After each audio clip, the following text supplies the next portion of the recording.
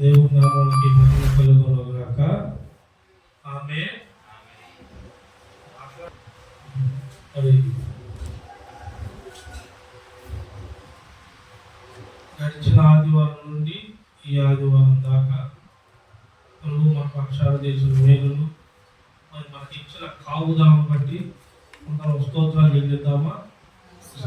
స్తోత్రం స్తోత్రం స్తోత్రం స్తోత్రం స్తోత్రం స్తోత్రం స్తోత్రం స్తోత్రం స్తోత్రం స్తోత్రం స్తోత్రం. ఆమేన్. మనకి వందనాలు. మరి అలాగే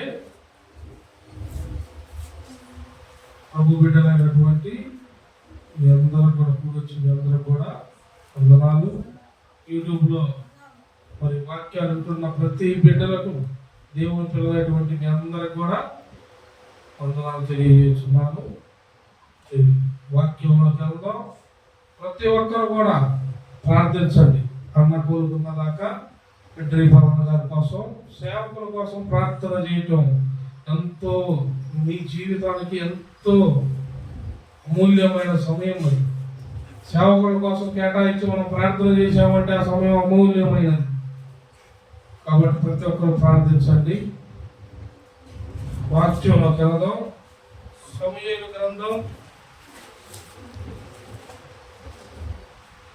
3వ అధ్యాయం. మొదటి సమూయేలు గ్రంథం 3వ అధ్యాయం 10వ వచనం.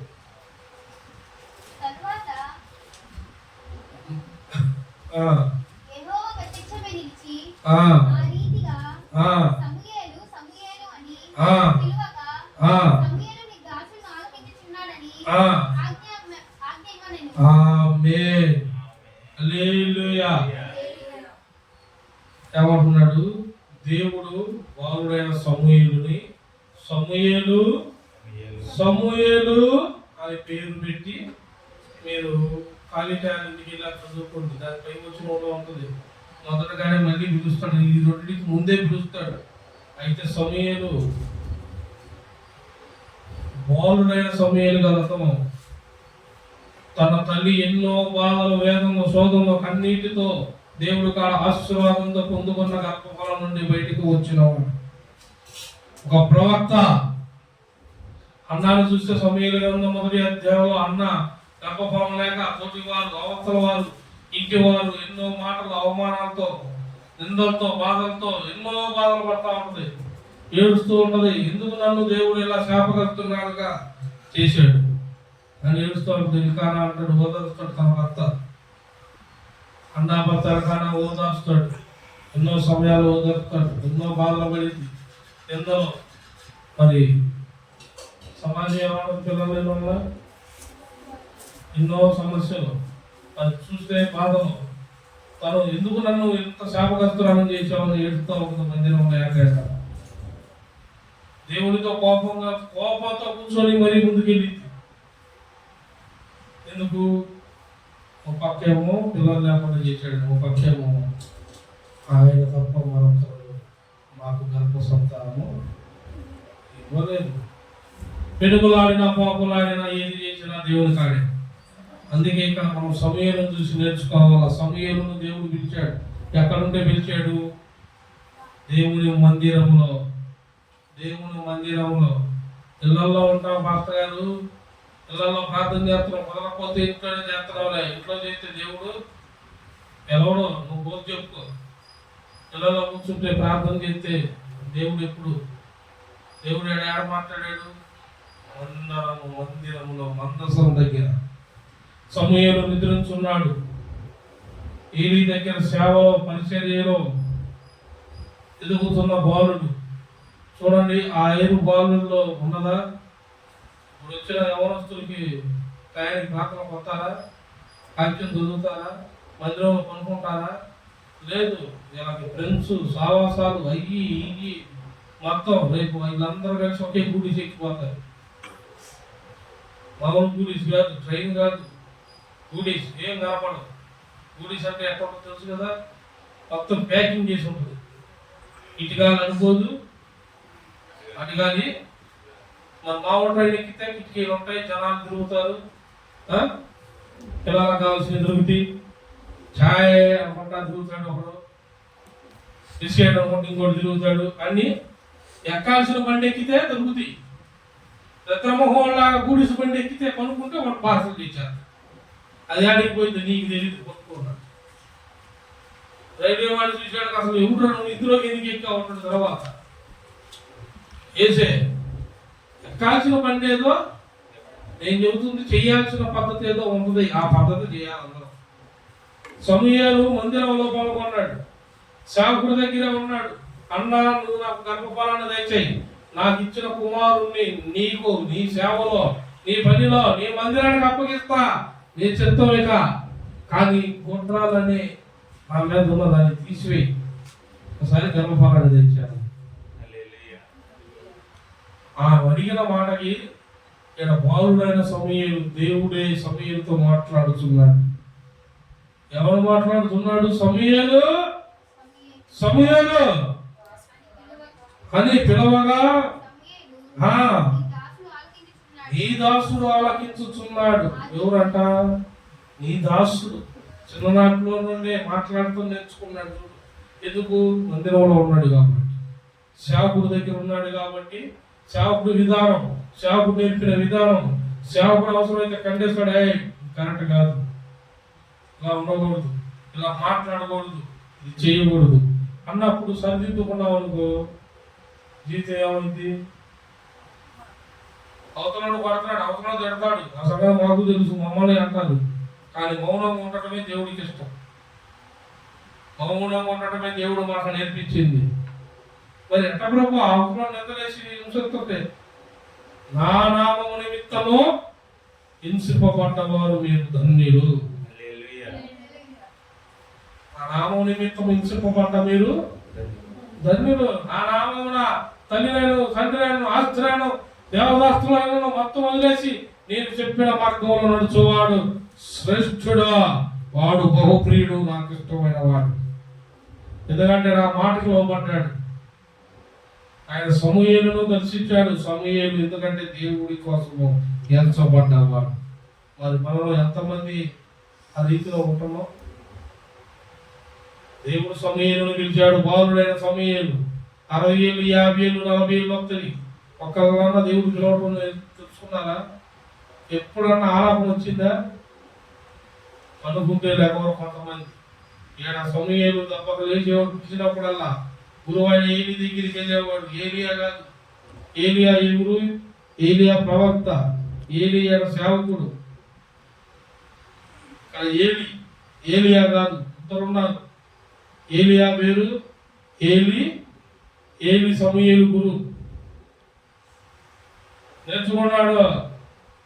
ఏలి భక్తిపరుడు, ఏలి యాజక ధర్మం వహించువాడు, యథార్థంగా దేవుడితో మాట్లాడువాడు. ఏలితో కూడా దేవుడు బాగా మాట్లాడతాడు. అందుకే ఏలి దగ్గర తన పాలు విడవగానే అన్న తన కుమారుణ్ణి అప్పగించేసి, ఎందుకంటే నేను వాగ్దాన పుత్రుడీడు, నా మీద ఉన్న కొట్టాలని కొట్టివేశాడు, నా కుమారుణ్ణి నీ పనిలో, నీ మందిరంలో నేను అప్పగిస్తానని ఆనాడే నేను వాగ్దానం ఆ మాట మీద ఉంది. మనోళ్ళు మాట మీద ఉంటారా? మాట మీద మనోళ్ళు ఉంటారా? ఆమె కొడుకునే ఇచ్చింది, కన్న కొడుకుని. నువ్వు కన్న కొడుకుల్ని, కన్న కూతుర్ని కనీసం నీవు సర్దిద్దుకొని దేవుడు చెప్పిన రీతిలో నీవు బతుకుతున్నావా? బ్రతకపోతే నీ బ్రతుకు వేస్ట్గా.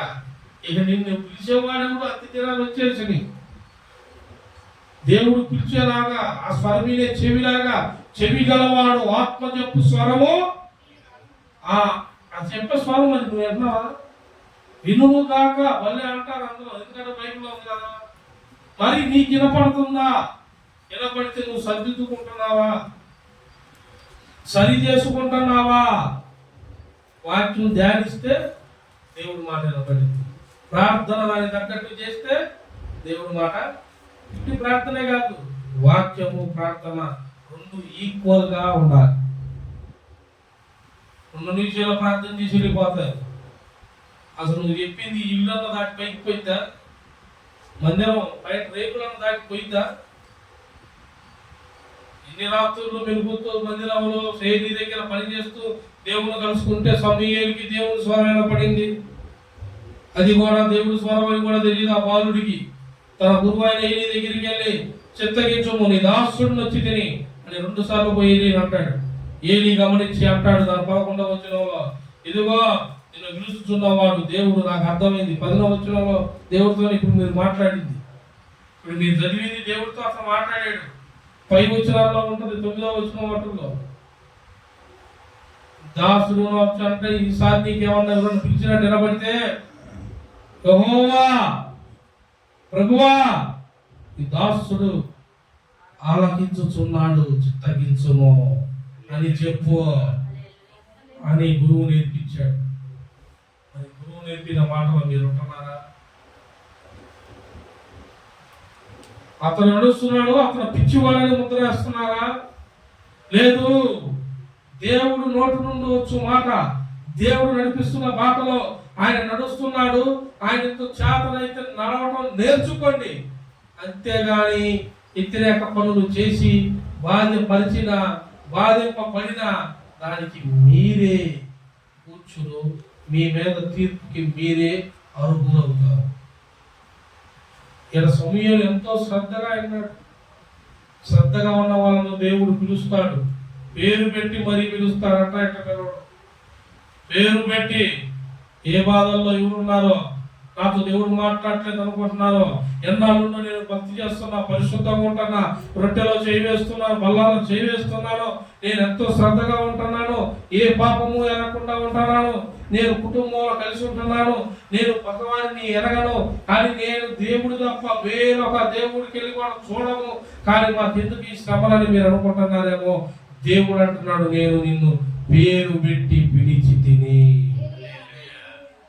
పేరు పెట్టి పిలుస్తాడు ఆయన, నువ్వు ఓర్పుగా ఉన్నందుకు. యెషయా గ్రంథంలో ఇంకో భక్తుని పిలిచాడు దేవుడు. చూడండి, యెషయా గ్రంథం 45వ అధ్యాయం. యెషయా గ్రంథం నేను చెప్పినప్పుడే మీకు కనపడాలి. 45వ మాట ఏడుందో కనిపెట్టి చదివినోడు ఇప్పుడు ధన్యుడు. యెషయా గ్రంథం 45వ అధ్యాయం ఆ మాట ఉంటుంది వచనంలోనే. పేరు పెట్టి నేను 3వ వచనం, పేరు పెట్టి నిన్ను పిలిచిన ఇశ్రాయేలు దేవుడైన యెహోవాను నేనే అని తెలుసుకున్నట్లు. హల్లెలూయా. పేరు పెట్టి ఇశ్రాయేలు దేవుడు నిన్ను పేరు పెట్టి పిలుస్తున్నాడు. నువ్వు బాధల్లో చింతల్లో నలుగుతూ అయినా సరే, ఇన్ని వచ్చినాను దేవుడు మార్గం విడవకుండా దేవుడి ఆజ్ఞలతో శ్రద్ధ కలిగి పరిశుద్ధ కలిగి పరిశుద్ధాత్మ నడిపింపులో సేవకుడు మాటతో నువ్వు నడుస్తున్నావు కాబట్టి, ఎన్ని సమస్యలు వచ్చినా, వేదన వచ్చినా, బాధలు వచ్చినా, పక్క దారి తప్పలేదు కాబట్టి, ఇంకొక దారి చూడలేదు కాబట్టి, దేవుడే దారి, దేవుడే నీతి, దేవుడే ధైర్యం అన్నావు కాబట్టి, దేవుడు ఈ దినమున నిన్ను పేరు పెట్టి పిలుచుచున్నాడు. హల్లెలూయా. పేరు పెట్టి పిలుస్తున్నాడు. పిలిచి ఏం చేస్తాడు? ఏదైనా చేస్తాడు. నువ్వు ఏ సమస్యలో ఉన్నావు? ఉద్యోగం లేక పులు సమస్యలో ఉన్నావా? సరైన వ్యాపారం అభివృద్ధి లేదా? నువ్వు చేస్తున్న పనిలో నీకు అభివృద్ధి లేదా? నిందల పాలలో ఉన్నావా? రాజకీయవేత్తగా ఉన్నావా? రాజకీయంలో ఎదుగుదల లేక ఎన్నాళ్ళుగా కష్టపడుతూ ఉన్నావా? దేవుడు మాట్లాడుతున్నాడు ఈ దినాన, ఆలకించండి. ఎవరెవరు ఎవరైనా సరే దేవుడు బిడ్డలు బాధల్లో ఉన్నారో దేవుడు మాట్లాడుతున్నాడు. ఇశ్రాయేలు దేవుడు నిన్ను పేరు పెట్టి పిలుచుచున్నాడు. పిలవటమే కాదు, చదువు. అంధకార స్థలములో ఉంచబడిన నిధులకు రాష్ట్ర స్థలములోని మరుగైన ధనమును నీకిచ్చెదను. హల్లెలూయా. నీకు రావాల్సిన పని, ఉద్యోగం, వ్యాపారం, నీవు సరైన మార్గంలో వెళ్ళినా నీకు వృద్ధి లేదు, నేనైనా దేవుడి మీద ఉన్నాను అంటున్నావు కదా, ఆధారపడ్డాను అంటున్నావు కదా, దేవుడు ఆజ్ఞ తప్ప వేరొకటి లేదు అన్నావు కదా, దేవుడు అంటున్నాడు, ఎన్నాళ్ళు జరగంది కాదు, అంధకారంలో దాగి ఉన్న వృద్ధిని, నిధిని, ధనాన్ని ఈ దినాన నీ దగ్గరికి చేరుస్తాను. మొహమాట లేకుండా చేరుస్తాడు. ఆమె అనుకున్నవాడు ధన్యులు. మాట రాగాలి ఆమె అనుకున్నవాడు, విశ్వాసంతో ఆమె అనుకున్నవాడు స్వతంత్రించుకున్నట్టే. ఇది అయిద్దా అట్ట చెప్పాడంటే ఇక నీ వాడే, ఇక నీ వాడే. చెప్పులు కుట్టుకునేవాడు చెప్పులు కుట్టుకున్నట్టే ఉన్నట్టు ఉండదు. ఇప్పుడు చెప్పులు కుట్టుకునేవాడు కూడా దేవుడు ప్రార్థించారు. ఇప్పుడు మంచి మంచి షాపు, వాళ్ళు మంచి షాప్ పెట్టుకొని చెప్పులు కుడుతున్నారు. దేవుడు వృద్ధి. ఒక భక్తుడు ఒక బిడ్డ ఉన్నాడు. ఒక రోజు రాత్రికాల సమయంలో ఇంకా పిల్లలు హాస్టల్కి వెళ్ళాలా, ఎక్కడికి ప్రార్థనలో దేనికి వెళ్ళొస్తున్నాం. చింతల్లి నేను మన ఆర్డో నగర్ Vasavi complex bus stand bridge అటుపక్క తిట్టాలి. వాసవి కాంప్లెక్స్ అవుతుందా రోడ్డు మీద ప్లాట్ఫామ్, మనం ఇటు నుండి వెళ్తుంటే అటు నుండి వచ్చేటప్పుడు ఉంటుంది. ఆ పక్క చెట్టు దగ్గర పెద్ద చిన్న షాపు, చెప్పులు అమ్ముతాడు. ప్లాట్ఫామ్ మీద చెట్టు కాడ అమ్ముతాడు. చెట్టు కింద ఆ చెట్టుకి దేవుని వాగ్దానం పెట్టుకొని ప్రార్థన చేస్తున్నాడు. చెట్టుకి దేవుని వాగ్దానం పెట్టుకొని చెప్పులు వ్యాపారం చేస్తాడు, మూసేస్తున్నాడు. చెప్పులు షాప్ మూసేస్తున్నాడు. మోకాలు వేసాడు. ఆడికి ఏ గుడి లేదు, ఏది లేదు. దేవుడు వాగ్దానం ఆ చెట్టుకి తగిలించుకున్నాడు. దాని కింద మోకాలు వేస్తున్నాడు. వ్యాపారం ఆడే చేస్తున్నాడు. కాబట్టి వ్యాపారం, వృద్ధి అన్నిటిలోనూ నీవిచ్చింది అని ప్రార్థన చేస్తున్నాడు. ఆనాడు మేము అప్పుడే వస్తున్నాం, అటు నుండి అటు సైడ్ నుండి వస్తున్నాం. గుంటూరు చూసి ఆగాను, ప్రేరాలు ఇచ్చి ప్రార్థన చేశాను. నేను అటు సైడ్ ఎప్పుడన్నా చింతలు కానీ విజయవాడ అటు సైడ్ వెళ్ళినప్పుడు రిటర్న్ వచ్చేటప్పుడు ఆగుతా. ప్రైజ్ లాడ్ బాగున్నావా అంటే చాలు. మొన్న కూడా వచ్చేటప్పుడు అడిగా బాగున్నావా అంటే అప్పుడే ఫోన్ చూస్తున్నాడు. అయ్యా ప్రైజ్ లాడ్ బాగున్నావా కానీ ఫాస్ట్ గారు వాక్యం మీదే వింటున్నాను అంటున్నాడు. నువ్వు విన్నావా? ఏడో తెలీదు, ఈయన మందిరంలో లేడు, ఆయన అసలు వాక్యం వింటున్నాడు. రోడ్డు మీద ఏ షాపు లేదు, పెద్ద పెద్ద ఆర్పాటం షాపు కాదు. రోడ్డు మీద చెప్పులు అమ్ముకుంటున్నాడు. రోడ్డు మీద చెట్టు కింద. కానీ దేవుణ్ణి వదలట్లేదు బిడ్డ. వాక్యం వింటున్నాడు. నేను అప్పుడు రాత్రి కాలం వచ్చేటప్పుడు అడిగితే కాదు వైద్యులు అనగానే అయ్యే భాస్కర్ గారు వాక్యం మీదే వింటున్నాను, బాగున్నారండి, మీరు బాగున్నారా అంటున్నాడు. దేవుడి బిడ్డలు ఏడన్నా ఏ శ్రమంలో ఉన్నను లేకపోయినాను జీవించుటకు మన బ్రతుకుటకు కావాల్సినది భూమి మీద ఆహారం కాదు, జీవాహారము మనకి నిశ్చయంగా అందించాడు దేవుడు. ఈ జీవాహారం బైబిల్ వాక్యాన్ని ధ్యానించిన వాడు, విన్నవాడు ఎటువంటి ఇబ్బందులకి గురి అవ్వడం, అనారోగ్యం పాలవ్వడం. వాక్యం లేనుడికి లోహం అనే సైతాన్, ఈ సైతాను మూలుగుతా ఉంటది, ముక్కుతా ఉంటది. ఈ చూస్తుంటే ఎప్పుడు దేవుడు అత్తడా తొందరగా వస్తే మళ్ళీ నేను చంపేది వచ్చింది అనిపించింది. నువ్వు తొందరగా మళ్ళీ నాకు ఆ మరణ శిక్ష నేను చేయకపోతుంది, నా మీద చేయబాక. మనం ఉంది కదా, మనం చంపకూడదు, తిట్టకూడదు, కొట్టకూడదు. మనం ఒకరు చంపినా సరే మనం చూస్తూనే ఉన్నాం. మరి ఇప్పుడు నా కళ ముందు అనేకమైన జరుగుతూ ఉంటాయి. చూతల్లా లోపల ఉంటుంది, ఎక్కడ తెలుసా, అప్పలు ఆడింది. కానీ దేవుడికి స్తోత్రం చేయాల్సిన ఆయన మరి అంతే. ఇంకా లోపల ఇది కట్టగాలు చేసే తప్పులు తెలుసు నాకు. బుద్ధి జ్ఞానం లేకుండా చేస్తే మనం ఏం చేస్తాము? చెప్పినప్పుడు మార్చుకోకపోతే మనం ఏం చేస్తాం? చెప్పులు ఒప్పుకున్న రోడ్డు మీద అతను ఎంతో గొప్పగా వాక్యం పెట్ట చింతలు ఫోటో కూడా తీసింది. ఆ రాత్రి కాలం అతను నేను ప్రార్థన చేసి ప్రేరణ ఇచ్చి ఫోటో కూడా తీసింది. దేవునికి స్తోత్రం కలుగుతుంది. ఆయన పేరు పెట్టి పిలిచి నీకేమిస్తానంటాడు. నువ్వు ఎన్నాళ్ళు ఇరుకులు, ఇబ్బందులు, ఎన్ని సమస్యలు ఉన్నా నీవు నన్ను వదలలేదు కాబట్టి, మరవలేదు కాబట్టి, సమయానికి మందిరంలో కనపడ్డావు కాబట్టి ఇక నేను నీకు ప్రత్యక్షమయ్యా. నా స్వరం నీకు వినపడింది. నా స్వరం వినపడిన నీకు సమస్త ఏదైతే నీవు బతుకుటకు కావాలో, ఏదైతే నీకు ఇబ్బంది అంటున్నావో, ఎవరినైతే నువ్వు ఇబ్బంది పెడుతున్నారో, ఇబ్బంది నీకు ఎవరెవరు పెడుతున్నారో వాళ్ళందరికీ నీకు కనపడరు. ఆ కనపడటం కాదు, నీవు నూతనంగా వృద్ధి కలుగుటకు ఆయన ఏమంటున్నాడు? రాష్ట్ర ఫలములోని మరుగైన ధనమును, హల్లెలూయా, మరుగైన ధనమును ఇస్తాడంట. అంటే ఎప్పటి కనపడని నిధి నీకు కనపడింది. ఇదంటే ఇప్పుడు డైమండ్స్, వజ్రాలు ఏ రాత్రి పెట్టొచ్చిద్దా, ఇంటి ముందుకు వచ్చిద్దామో అని ఇద్దరు వాళ్ళు చూడమాకండి, దరిద్రంలాగా. ఇది కాదు మనకు ఇదంటే. ఇదంటే ఏంటో తెలుసా? సర్వ సంపదల గని ఇదే మనకు నిధి. సర్వ సంపదల గని మనకు నిధి. నువ్వు తెలుస్తావని ఆయన ఎదురు చూస్తున్నాడు. నువ్వు తెలిసి చదివితే సర్వ సంపదలు, రహస్యమైన మాటలు, గూఢమైన మాటలు, బలమైన మాటలు, బలపరిచే మాటలు, ఏలియా అగ్నితో నింపిన ఆ వాక్కు నీకు ప్రత్యక్షమై నీకు విడుదల వచ్చింది. విడుదల ఖాయం.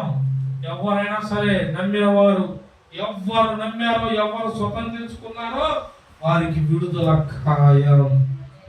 చూడండి,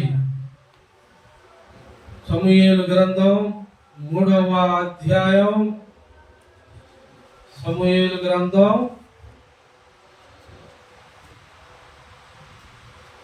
3వ అధ్యాయం 19వ వచనం ఒకసారి చూడండి. సమూయేలు గ్రంథం 3:19. సమూయేలు పెద్దవాడు కాగా యెహోవా అతనికి తోడై ఉన్నందున అతని మాటలలో ఏదియు తప్పిపోలేదు. ఎవరికి తోడై ఉన్నదా? సమూయేలు పిల్లవాడే కాదు, ఇప్పుడు బాలుడు కాదు, పెద్దవాడయ్యాడు. చిన్నప్పటి నుండి దేవుని ఆత్మతో, దేవుని మాటతో, దేవుని స్వరముతో నడిచాడు కాబట్టి పెద్దవాడైన సమూయేలు ఏది ప్రవచించాడో ఆ ప్రవచనం ఒక్క మాట కూడా తప్పు కాలేదంట. మీలో ఎంతమందికి నేను చెప్పింది జరగలేదు? ఎంతమందికి మీకు నేను చెప్పింది జరగలేదు? మీ ఇళ్లలో వాళ్ళు, మీ ద్వారా మీ ఇళ్లలో వాళ్ళు కార్యాలు పొందుకోలేదా? ఎవ్వరు పొందుకోకుండా ఉన్నారు. కానీ మరి ఏ కార్యము లేకుండా ఉన్నట్టు ఎవరైతే లేదు కదా. వాక్కు రిలీజ్ అయ్యాక కార్యం జరగటం ఖాయం, సమాధానం దొరకటం ఖాయం. మరి సమాధాన పరచు నీలో, కార్యం జరిగిన నీలో వృద్ధి ఉందా? దేవుని వృద్ధి నీలో ఉందా? దేవుడు వేసిన ఆ ఫలింపు నీలో ఉందా? ఫలింపు లేకపోతే వేస్ట్. ఏలీ భక్తిపరుడే. సమూయేలు ప్రాప్తం, సమూయేలు పెరిగిన గురువు ఏలీ దగ్గరే పెరిగాడు. ఏలీ యాజక ధర్మం చేస్తాడు, సేవా ధర్మం. అతను మంచి బలమైన దేవుని నమ్మిన సేవకుడు, యాజక ధర్మం చేసిన వాడు. కానీ తన పిల్లలు బహు చెడ్డవారు, దురాత్మతో శోధింపబడుచున్న వారు, మందిరంలో విచారం చేసిన వారు, మందిరంలోకి వచ్చిన స్త్రీలను వ్యామోహం చూపుతూ చూసి వారితో శయనించారు. తప్పుడు పనులు, కానుకలు ఎత్తేయటాలు, ఇలాంటి దరిద్ర సంఘాలు ఇట్లాంటి దరిద్ర ఆలోచనతో వస్తారు. చాలా మంది చాలా జాగ్రత్తగా ఉండాలి. కొంతమంది ఆడవాళ్ళు దయ్యం పట్టిన వాళ్ళలాగా ఉంటారు. వచ్చిన వాళ్ళు వాక్యం వినరు, మగవాళ్ళ వైపు చూడను. ఈ పురుషులు స్త్రీల వైపు కొంతమంది చూడను. ఇట్లాంటి వారు నేను చెబుతున్నాను, సంఘాల్లో జాగ్రత్తగా ఉండాలి. ఇది దేవుని మందిరం. నీవు తప్పుగా చెయ్యకూడదు. నీ ఇంటికి కాదు, నీ తరతరాలకు కూడా ఇక దేవుడు కృప దొరకదు. కావాలంటే 14 వచనంలో చూడండి పైన. ఇప్పుడు మీరు చదివిన 19 దానిపైన 14 చదవండి. కాబట్టి ఏలీ ఇంటి వారి దోషములకు బలి చేతనైనను, నైవేద్యం చేతనైనను ఎన్నటికి ప్రాయశ్చిత్తము చేయబడదని ప్రమాణపూర్వకముగా ఆజ్ఞ ఇచ్చి తిని. హల్లెలూయా. అది చేసిన తప్పు అలాంటిది. ఎన్నటికీ వారికి ప్రాయశ్చిత్తం తక్కువ లేదని ఆటించేశాడు. సమూయేలుతో మాట్లాడాడు. సమూయేలు ఏలి అడుగుతాడు, ఎందుకంటే ఏలి బహు గొప్ప దైవజనుడు, సగహాబలి, బలులు అర్పించేవాడు, యాజక ధర్మం చేసిన వాడు.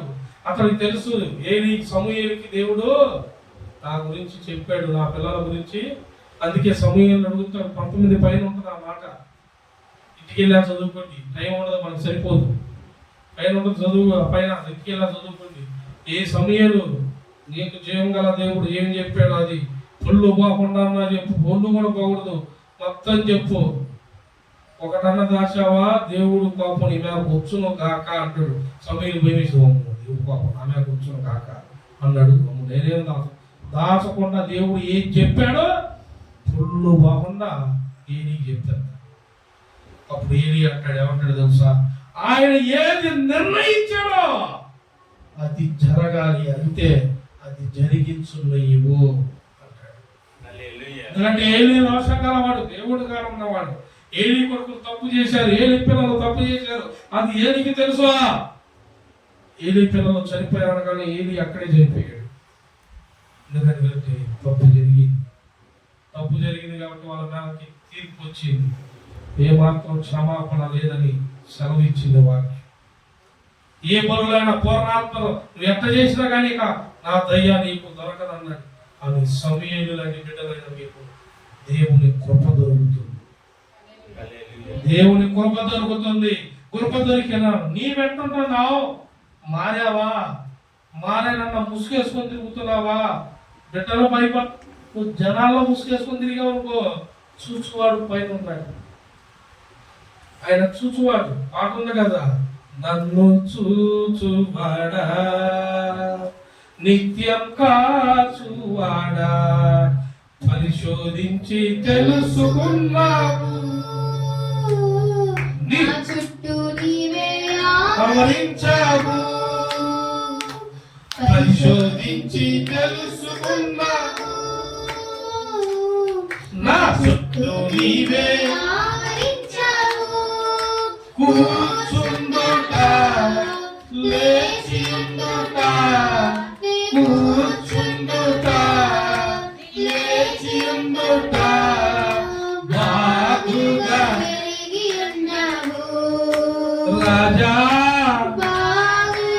ఎరిగి ఉన్నావు, నన్ను చూచువాడా నిత్యం కాచువాడా. హల్లెలూయా. ఆయన మనల్ని చూచువాడు, ఆయన చూస్తాడన్న భయము నీలో ఉండాలి. నేను చేస్తున్న పని ఆయన చూస్తాడు, రేపు తీర్పులో నేను వెళ్ళి నిలబడాలా అన్న భయం నీలో ఉండాలి.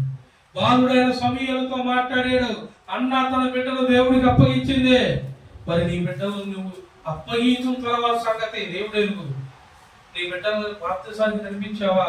నడిపించి నీ బిడ్డలు యథార్థంగా ఉంటున్నారా? ఏలి బిడ్డలు తప్పు చేస్తే ఏలిని వదల్లా, ఆ శిష్యుడు నా సేవకుని వదల్లా. మొత్తాన్ని లేకుండా ఏలి కళ్ళ ముందు పిల్లలందరూ చంపేసాడు. ఒక్క దెబ్బలో అవతలడికి అప్పగించేసాడు. ఆ మాట ఏలి గుండె ఆగిపోయి చనిపోయాడు ఉంటుంది చదువుకుంది. అది మనం ఎలా ఉండాలి? భయం లేదండి ఇప్పుడు జనాలకి.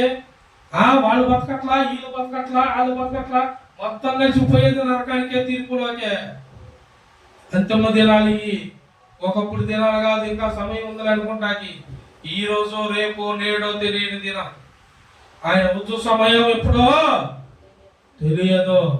నిన్న నేడో రేపో ఏదో కన్నాడు, నీ కొరకు నా కొరకు నానయ్యున్నాడు. కళాలు కొత్త పాటలే మళ్ళీ అందించాడు. మొత్తం లిరికలు పూర్తి రాసి అలా పోయి చాలా పాటలు ఉన్నాయి. దేవుని స్తోత్రం. నూతనమైన ఆరాధన బహు గొప్పగా ఆరాధింతురుగాక ఉన్నాయి. సిద్ధం సమయం వచ్చినప్పుడు అన్ని రాస్తా. దేని లిరిక్ దానికి అందించండి. హల్లెలూయా. చూడండి, కీర్తనల గ్రంథం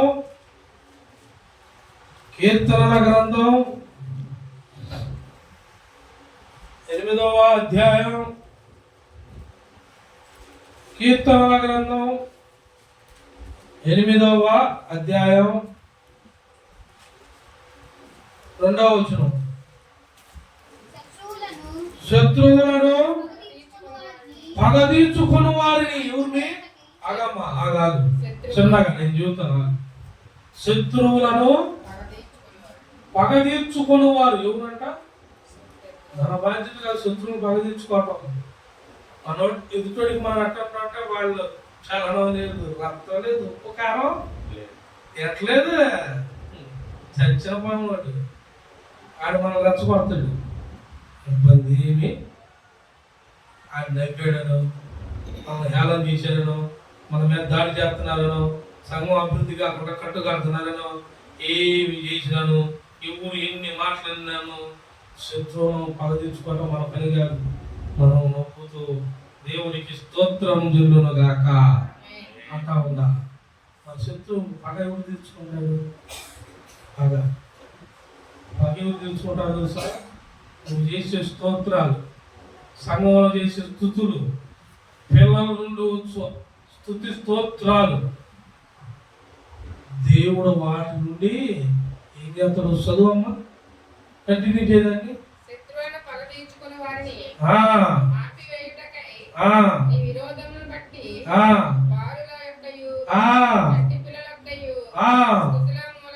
స్తుతుల మూలమున.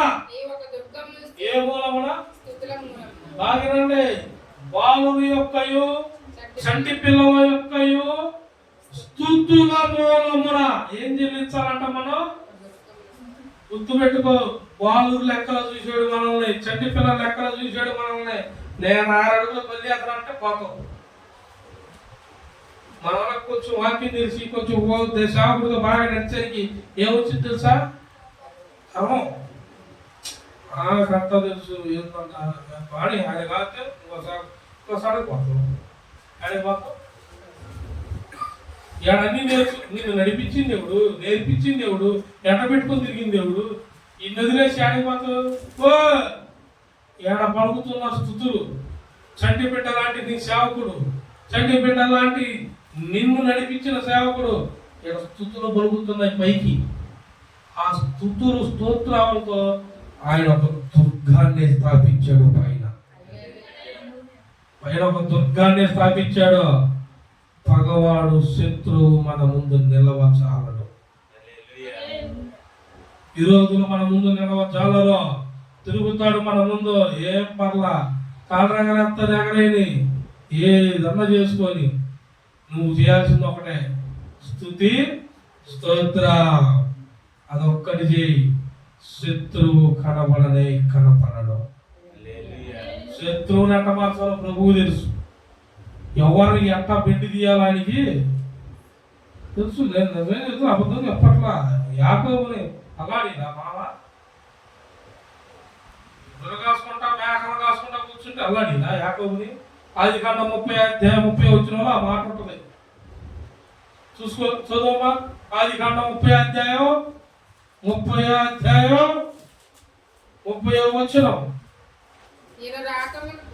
నేను రాకమునుపు నీకున్నదని కొంచెమే అయితే బహుగా నీవు అభివృద్ధి పొందెను. నేను రాకమునుపు నీకున్నది కొంచెమే. అయితే ఇతను వచ్చాక అభివృద్ధి పొందాడు. అయినా సరే యాకోబును మోసం చేస్తాడు. మోసం అన్నింటిలో మోసపుచ్చలేదా? ఆ అధ్యాయం అంతా అదే ఉంది. మీరు బాగా చదువుకుంటే అంత అదే.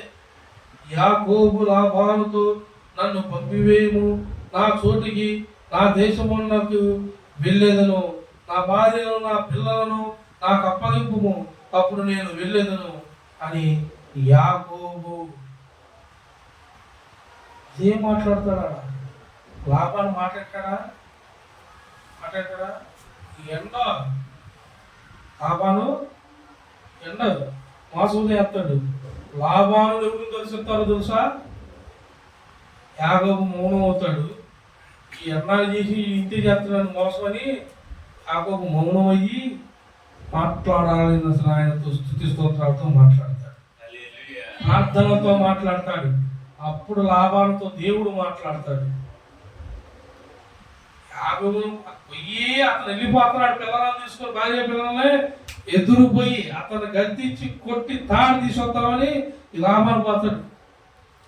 ఇతను బలగాన్ని తీసుకొని పోయి ఇంకో కొంత మైలు దూరం అంటే ఈ రాత్రి అతను నిద్రించుకొని తెల్లారి ఎదురు పడదాం లేకపోని లాభాలు నిద్రపోతాడు.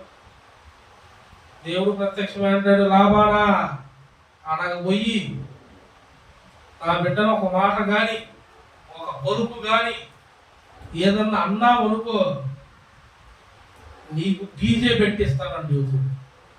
ఏం పెట్టిస్తాడు? ఇప్పుడు పెట్టుకుంటున్నారే ఆ డీజే పెట్టిస్తానని దేవుడు చెప్పాడు. చదవన్నాడు, కనపడిందా? కనపడిందా? ధ్యానం తెలుసా? చదవాలి. అందుకు లాభాలు అతనితో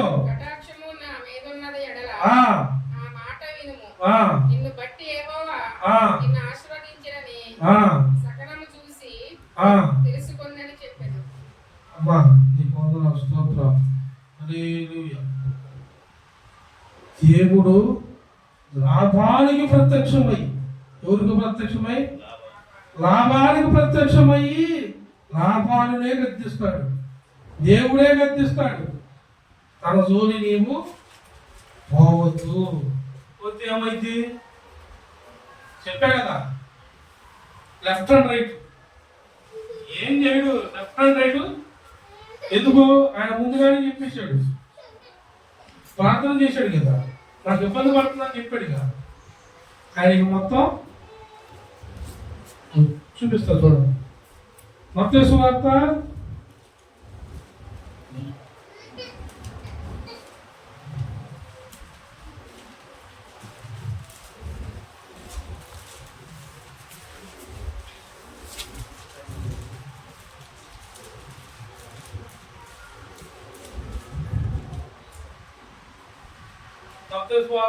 12వ అధ్యాయం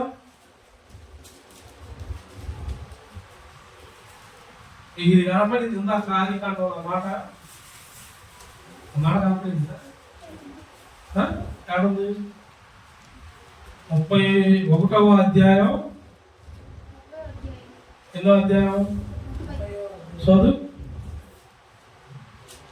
కాదమ్మా, 23 చూడు. అతను తన బంధువులు అంట పెట్టుకొని 7 దినములు ప్రయాణమై దూరం పోయి గిలాదు కొండ మీద అతన్ని కలుసుకొనెను. ఆ రాత్రి స్వప్నమందు దేవుడు సిరియా వాడైన లాబాను వద్దకు వచ్చి, ఏ రాత్రి? రాత్రి పూట పోయి లాబాను దేవుడు వచ్చాడంట లాబాను దగ్గరికి. దేవుని స్తోత్రం కలుగును గాక. నేను చెప్పిన మాట మీకు కనబల్లా. 23 24 నుండి ఉంది. ఆ రాత్రి చదువు. ఆ రాత్రి స్వప్నమందు దేవుడు సిరియా వాడైన లాబాను వద్దకు వచ్చి, నీవు యాకోబుతో మంచి గాని చెడ్డ గాని పలుకకము, జాగ్రత్త సుమి అని అతనితో చెప్పాను. 31:24 దేవుని స్తోత్రం కలుగును గాక. ఇప్పుడు చదవండి మత్తయి సువార్త 12వ అధ్యాయం. మత్తయి సువార్త 12వ అధ్యాయం అయిపోవచ్చింది, ముగించుకోము. 15వ వచనం. యేసు ఆ సంగతి తెలుసుకొని అచ్చటి నుండి వెళ్ళిపోయాను. బహుజనులాయనను వెంబడింపగా. ఎవరంట? ఆయన వెంబడిస్తున్నారు. ఆయన వెళ్ళిపోయాడు. ఎందుకు వెళ్ళిపోయాడు? జనాలు అప్పటికి ఏం చేయాలా? జనాలు బాగా వస్తున్నారు అనుకో, ఏం చేయాలా? జనాలు బాగా వస్తున్నారు అనుకో, ఏం చేయాలా? జనాల కోసం కూర్చోవాలిగా. జనాల కోసం కూర్చోవాలిగా.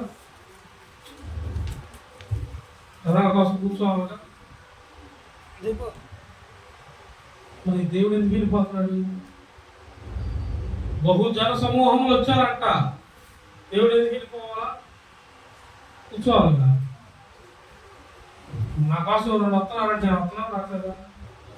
దానిలో కానీ వాళ్ళు వెళ్ళిపోమని చెప్పాను రాత్రులు. సాయంత్రం పూట డైలీ వస్తున్నా కదా, మధ్యాహ్నం కూడా వస్తున్నా కదా. ఎవరన్నా నా పాత్ర గారు వచ్చాడంటే నేను వెళ్ళిపోతున్నా, స్నానం చేస్తున్నానా? చెప్పట్లేదు. మరి ఎందుకు జనాభా వస్తుంది? ఎందుకు? వాళ్ళ అవసరాల కోసం, అక్కర్లు తీర్చుకోవడం కోసం, వాళ్ళ దైవజనుడు సూటిగా చెబుతాడు అని ఒకళ్ళు సాక్ష్యం వెళ్ళిపోతుంది కాబట్టి వస్తున్నారు. మరి నేను వెళ్ళిపోకూడదు. కానీ ఆయన వెళ్ళిపోవాలని ఆతృతపడ్డాడు. ఎందుకో తెలుసా? చేయుటకు ఆయనకి ఇబ్బంది ఏమి లేదు, చేస్తాడు. కానీ కొంతమందిని చేసిన వాళ్ళ విశ్వాసము 16వ వచనంలో పక్కనే ఉంటుంది చూడండి, 16లో ఆయన వాళ్ళందరినీ స్వస్థపరిచి తనను ప్రసిద్ధి చేయవద్దని వారికి.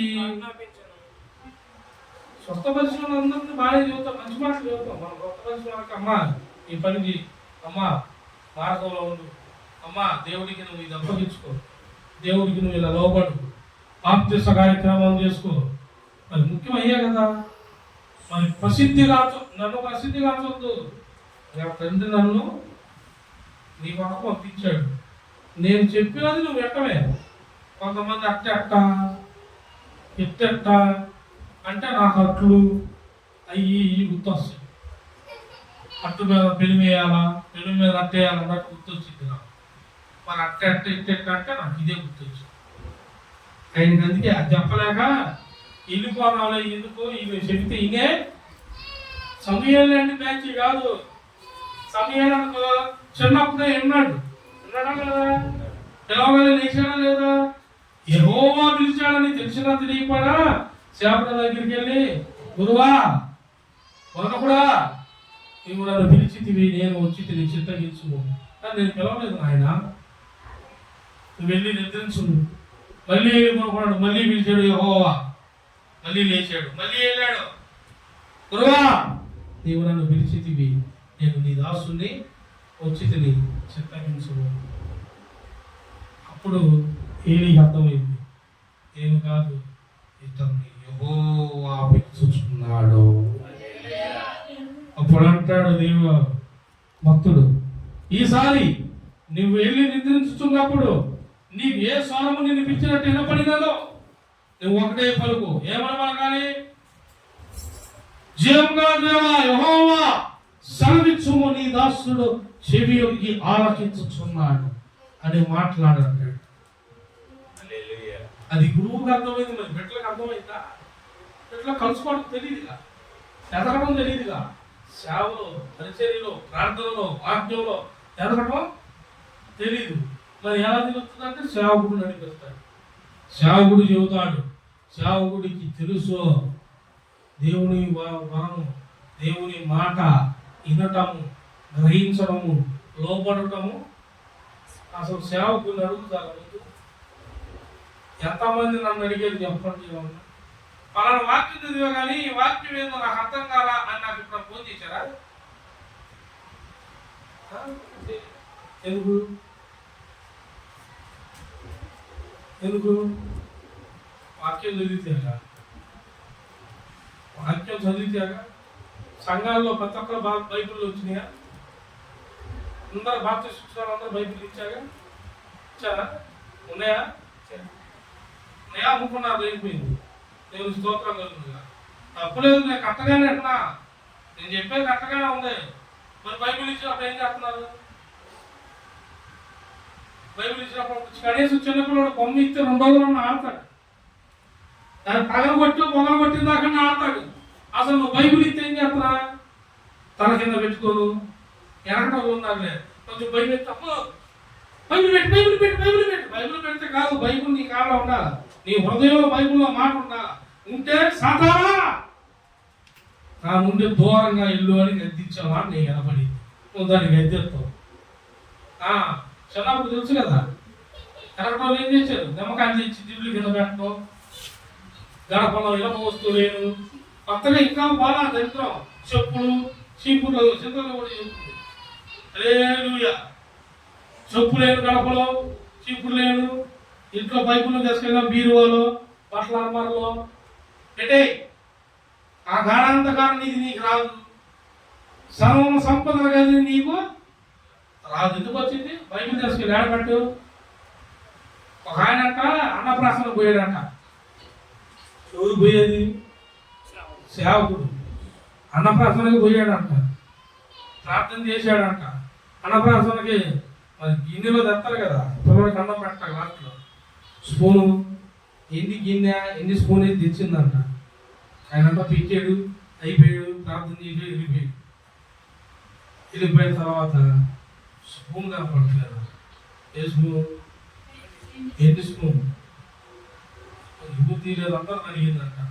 అసలు ఇప్పుడు ముట్టుకోలేదే, పాస్టర్ గారే కదా పిల్లడికి తిరిగి ఇచ్చింది. పాస్టర్ గారి తిరిగిపోయాడేమో అనుకున్నాడు. చచ్చిపోతుందంట, పాస్టర్ గారికి ఎదురు చూస్తుందంట. ఆ స్పూన్ ఎత్తుకు పోయినట్టు చెప్పను కూడా చెప్పట్లేదు అనుకుంటున్నాను. ఏమెత్తట్లేదు, స్పూను ఎత్తుకుపోయాడు. ఏదేం మనిషి ఎన్ని స్పూన్ ఎత్తుకుపోయాడు. ఆడడానికి ఇదే కప్పులో కొంచెం ఇంత గిన్నెలో నువ్వు కోనేసి ఇచ్చావు. పాటలు గేటలేదు పోయి కోపదాసు అప్పు పాటలు ఇంటికి వెళ్ళి ఎవరింటికి వెళ్ళి పాటగాడి కోపదా పడిన కోనెత్తుకుపోయా ఒక పాటగారికి. మళ్ళీ అది ఆడికి పడేస్తాడు ఆయన. మీకు మీ గిన్నెలకి స్పూన్లకి వందనాల వల్ల ఈ బౌ ఎవరింటికి పోయినా కానీ ఎక్కడ ఉండి అంటారు. పోయినా చదివు తర్వాత గిఫ్ట్ తీసుకో అయిపోతే ఏం తీసుకోవాలా? గిఫ్ట్.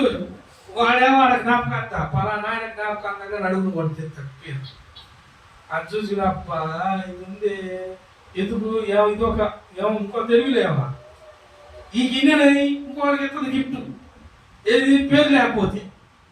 పేరు ఉండేసరికి ఇంకేంది రావా? పేరు ఉంది. కొనే బాబు కాదు, కొనిచ్చే బాబే. ఇట్లాంటి కక్కుర్తోళ్ళు ఉంటారు. సంవత్సరం తర్వాత పాస్టర్ గారి దగ్గరికి పోయి ఆపుకోలేక, పాస్టర్ గారు పోయిన సంవత్సరం మా మనవాడికి అన్నప్రాసన చేసి తెచ్చాక ఎన్ని స్కూల్ ఎత్తుకుపోయావు? ఈలేదు, నువ్వు మంచిపోయి తీసుకెళ్ళావు. నేను రోజు చూస్తున్నా ఎంత లేవునని. ఆదివారం అడుగుదాం అనుకుంటాను అన్నమాట. ఇక ఆపుకోలేక సంవత్సరం తర్వాత కలిగిందంట. మానవ తల్లే, ఆ రోజే నీ బైబుల్లో పెట్టే ఆ స్పూను అంటే నువ్వు బైబుల్ తీయక ఏం మానవమే తల్లే, నువ్వు నీకు దండం తల్లే అన్నాడంట. స్పూనే ఆలోచిస్తున్నావు కానీ బైబుల్ తీసివా? తీరా బైబుల్లో స్పూన్ పెట్టిల్లాడు ఆయన. మేము చేసిన అప్పుడప్పుడు అటాక్ చేస్తాంలే, కొంతమందిని గమనియాలంటే చేస్తాం. మేము కూడా ఆ సేవకులకి అక్కడ బోధిస్తాడు ఆయన. మేము కూడా అక్కడ వేస్తాం. వేసి అసలు ఏమైందో చూస్తాం. కొన్నాళ్ళు ఏడేసిన కొనాలే. ఈ మాత్రం తెలుసు అందరు. ఈ మాత్రం ఇంట్లో ఉంటారు. ఇట్టాడేనండి ఈయనండి. ఈయన నేర్పించింది అమ్మలు కూడా. అమ్మలో, నాయనమ్మలో, అమ్మమ్మలో ఇయే. కళ్ళకి కాటుకు పెట్టుకో, కళ్ళకి గజ్జలు పెట్టుకో. అర్ధరైతు రెండింటికి గల్లా తిరుగు. దాని ముందు దయ్యం ముందు తెచ్చిద్దాం. చుట్టూ పోసుకొని పైన ఉండొద్దు. స్వస్థతకు వచ్చిన వాళ్ళందరూ ఆయన స్వస్థపరిచాడు. ఈయన చూసి ఈ బుద్ధి మంచిది కాదని తొందరగా వెళ్ళిపోతాం. అట్టటోడు కూడా వస్తున్నారు అనుకున్నాడు. అట్టటోడు కూడా వస్తున్నారు అనుకున్నాడు. కింద వచ్చిన వాళ్ళు చదవండి. ఆయన ఎట్టటోడు తెలుగుతుంది. 18వ వచనంలో ఏమనుంది? ఇదిగో ఈయన నా సేవకుడు, ఈయనను నేను ఏర్పరచుకుంటుని. ఆయన అందరూ మీరు ఆయన మాట వింటే మీరు బాగుపడతారు. ఆయన కాలాంతకాలంలో ఉన్నదాన్ని కూడా మీకు తెచ్చి వెలుగులో నడిపిస్తాడు. మీకు కావాల్సిన ఆహారం పెడతాడు, అన్నీ చేస్తాడు. మరి మీరు ముందు ఆ చీకట్లో కూర్చొని బిల్లుగా మనం చిన్నప్పుడు పిల్లలు పెట్టేవాళ్ళు. చందమామలావే తిరిగి చందమామ అత్తారి తిరిగి అవన్నీ వాడు అన్నం తింటూ ఏం చేయాలి పాడలేదు. ఆ చందమామ రాదు, ఈడు అన్నం తింటాం. తెక్కదగిందనుకో ఇన్ని ఆడబెట్టి 2 వీకి తింటలేదా? ఇదే తింటుంది ఎప్పుడు దీని రూపం చూడలేక తింటడం. అప్పుడు దాకా అమ్మను బాగా చూస్తాడు. విశ్వరూపం 2 వీకి తీసి బాబు దీన్ని నేను చూడలేదు బాబోయి పెట్టు తింటాను అంటాడు. అక్కడ ఏమో అక్కడ యథార్థమైన జీవితం నేర్పించదు. దాన్ని తెచ్చిన వాళ్ళు కూడా పిల్లలను చూపిస్తారు. కూర్చోడు వచ్చాడు అంటాడు. అది కూర్చోడు పెద్దయ్యాక వాడి తాత అన్నో పెద్ద అనాల, మామయ్య అనాల. ఏమి చిన్నప్పుడు ఏమని చెప్పింది? వాడు పెద్దయ్యాక కూర్చోడు కాదు. అప్పుడు వాడేది అప్పుడు లాగి దేవుని స్తోత్రం ఇచ్చిపడేస్తాడు. రెండు చెప్పినోడు రా మా అమ్మ ఎప్పుడు నేను వస్తున్నాను మీ ఇంట్లో వాళ్ళందరూ పొందే అంటాడు. మీ అలాగే కూర్చోడా మన వాళ్ళు అంతే చేస్తారు.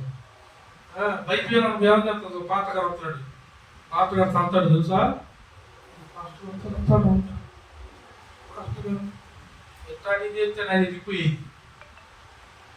యథార్థత ఉండాలి, యథార్థంగా నేర్పియాలి అన్న సమూహేలకు అదే నేర్పించింది. చూడు ఇర్మియా గ్రంథం 1వ అధ్యాయం, ఇర్మియా గ్రంథం 1వ అధ్యాయం 6వ వచనం.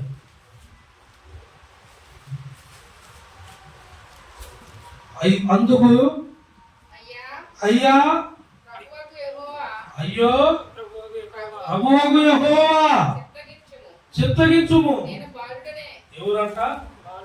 నేను బాలున్నే. అయ్యా దేనికి అంటున్నాడు ఈ మాట? దేవుడు పని చెప్పాడు. ఆ పని చేయడానికి మరి అందరూ ఎవరు?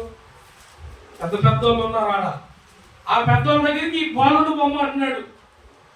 మనోడేమంటున్నాడు ఇర్మియా? అయ్యా ప్రభువగు యెహోవా చిత్తగించుము, వారి దగ్గరికి వెళ్ళమంటున్నాం. మరి నేనేమో బాలుండి, నా మాట వాళ్ళు వింటారంటావా? ఏమి వింటారు వాళ్ళు? ఓరే నాకు తెలుసులే పెద్ద చెప్పొచ్చు అంటారంటారా? అంటారు ఇలా అంటారయ్యా వాళ్ళు మా మాట వినరయ్యా. వింటున్నారా? సరే ఆయన బాలుడు అన్నాడు, యథార్థం ఒప్పుకున్నాడు. మరి శావుడు చెప్పిన మాట్లాడుతున్నారా? శావుడు చెప్పిన ఆచరిస్తున్నారా? ఆశ్రయిపోతే ఆయన పంపిస్తాడు మమ్మల్ని. ఎట్లా పంపిస్తాడు తెలుసా? చదువు కంటిన్యూచేదండి. అందుకు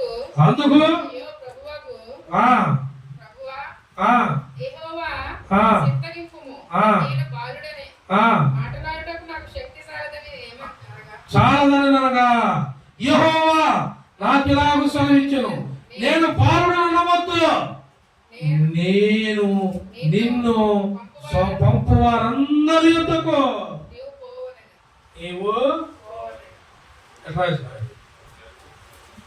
ఇజ్రాయేల్ నువ్వా ఉన్నా.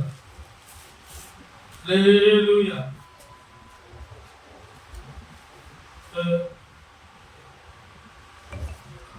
ఇతను ఉన్నాడు చర్చిలో, మీ అందరూ ఉన్నారు. ఇతను ఉన్నాడు, మీ అందరూ అందుబాటులో వస్తున్నారా? నేను ఇతను పని అప్పగించాను. ఇతను లోపల పడి నేను పోయి ఆ పని చేయాలా? వాళ్ళందరూ ఏమనుకుంటారు? ఎవరందరూ ఎందుకు అనుకుంటున్నా? ఎందుకు అనుకోవాల్సి వచ్చింది అన్నమాట. అంటే అనుకునే బ్యాచ్ మీలో ఉందా? అనుకునే బ్యాచ్ మీలో ఉంటేనే ఆ మాట రావాలి. అంటే అభ్యంతరపరిచే బ్యాచ్ ఉంటేనే ఇతరులు రావాలి మరి ఆ మాట. అన్నా కదా, నీకు ఆడ వాక్యం అర్థం కాక ఏమనుకున్నాను నేను మనిషిని పెట్టి. ఇప్పుడు నువ్వు వెళ్ళి చర్చిలో సోపలని తీసి తాళం తీసి మొత్తం ఊడ్చి పలారం గిలారం తెచ్చి ఆడ పెట్టి అంతా పెట్టు అంట. ఇతను ఓకే సోపలు ఎంతనాలని ఇది చేసాడు అనుకో, ఏముండదు. ఇతను నోటు పడింది మరి కుమారక్క మరి నేను చేస్తే నేను చేస్తాను నువ్వు అంటే, ఇప్పుడు కాదు రేపు సాయంత్రం, ఇది రేపు పొద్దున్న చేద్దాం రేపు నువ్వు అంటే అని ఇతను అనిపించింది అనుకో, ఇతను వెళ్తాడా? ఇది చెప్పండి. మీకు అడిగి రమ్మని యువత సంఘానికే కాదు, పలానా ఇంటికి వెళ్ళి ఇస్రాయేలు వాళ్ళకి ఏదో మరి ఎందుకు రాలేదు, ఎందుకు పర్లేదున్నావు ఒకసారి చూసి రప్పు అంటారు. అతనికి అసలు బండి కూడా లేదు. చెప్పాను అనుకో ఆటోలైనా పక్కడతాం. పోతే మీరు ఆహ్వానించే స్థితిలో ఉంటే అసలు మొత్తం నేను చెప్పగలను. మరి నువ్వు చెప్పావు ఒక సంగతి నీకు తెలుసు కదా, నీ మాటే సరిగ్గా మరి నేనైతే మన చూసలే అంటాను, నేనేం చెప్పాలా అన్న డౌట్లు ఉన్నాయి అనుకో. నీ కానీ వస్తాడా? నేను చెప్పినా కానీ వస్తాడా? రాడు. ఎందుకు? చూస్తున్నాడు వెళ్తున్నాం ఎవరైందో అతను కూడా మరి మాట్లా రోజు వస్తాడు.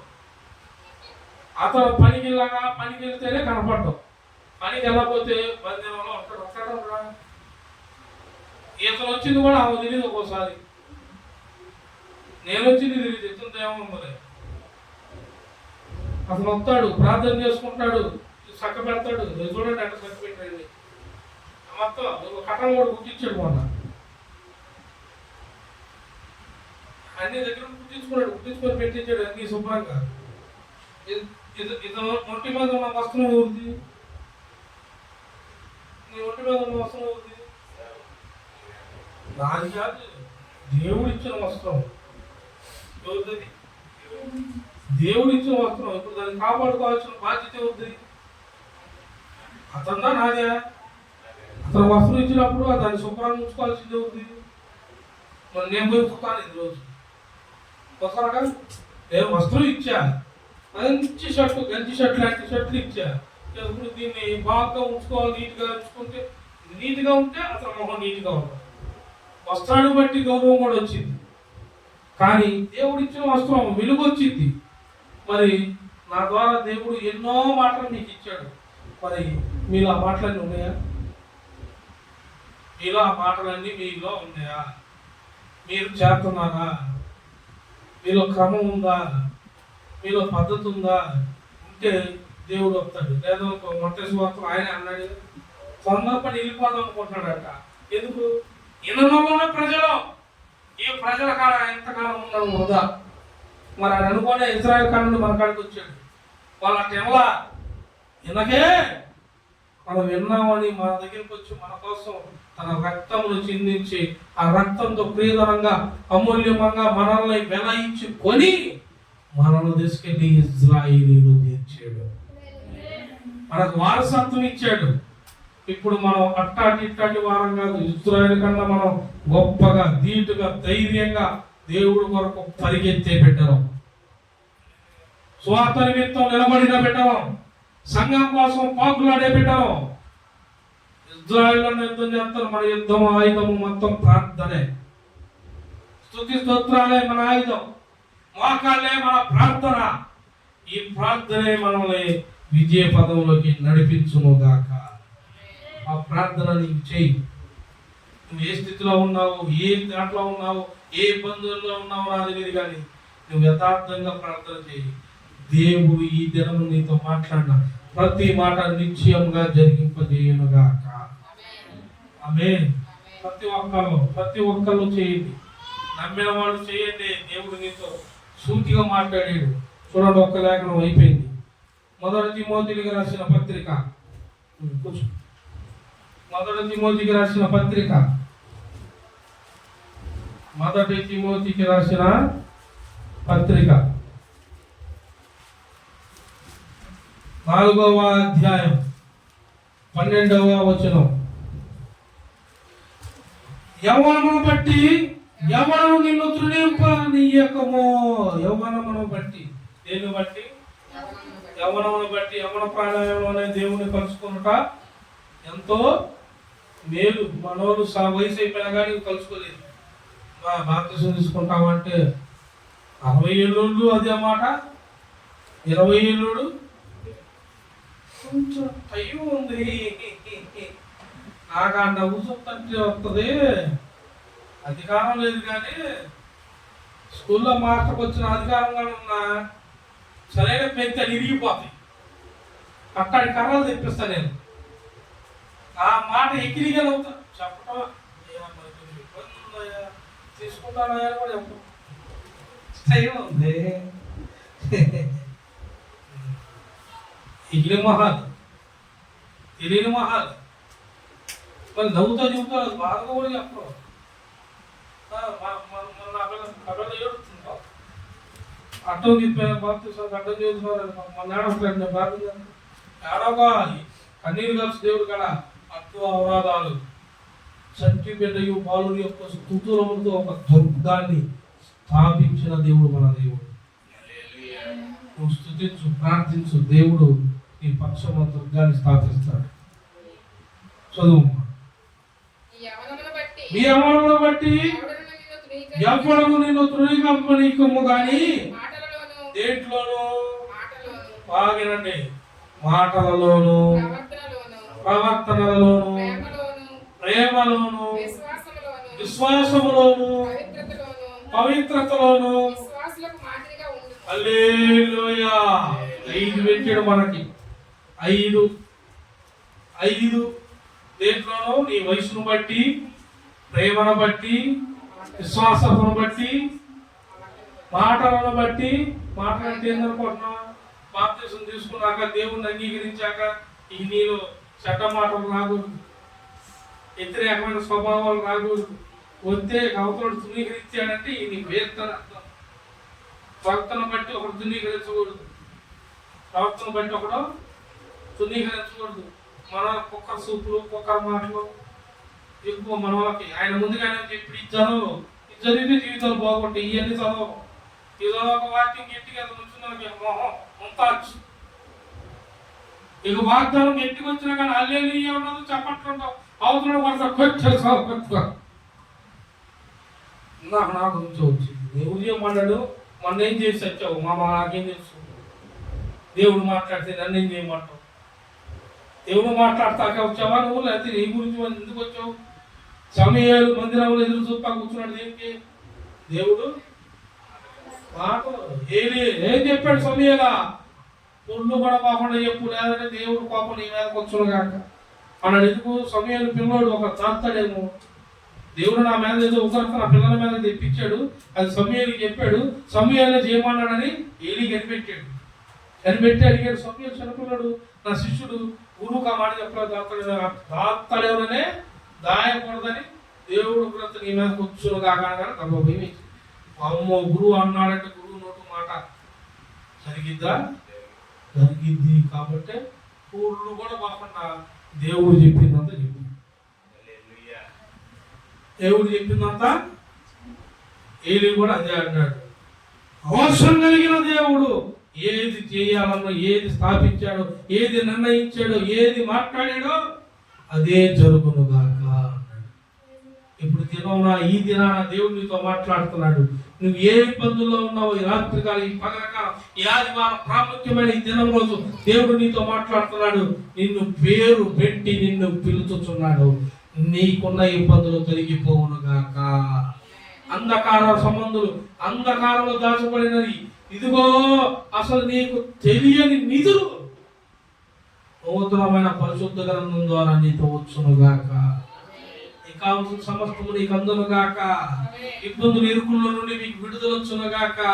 యథార్థంగా నువ్వు ఉన్నావు కాబట్టి, ఆజ్ఞలతో నువ్వు ఉన్నావు కాబట్టి, ఎన్ని సమస్యలు వచ్చినా ఎవరి వైపు చూడకుండా దేవుడి వైపే చూస్తూ దేవుడి కొరకే నీ ప్రాణాన్ని నీవు సిద్ధపరచుకున్నావు కాబట్టి దేవుడు నిత్యంగా నీకు ఇవ్వవలసిన ఎన్ని ఈ దినాన ఇస్తానని చెప్పుచున్నాడు.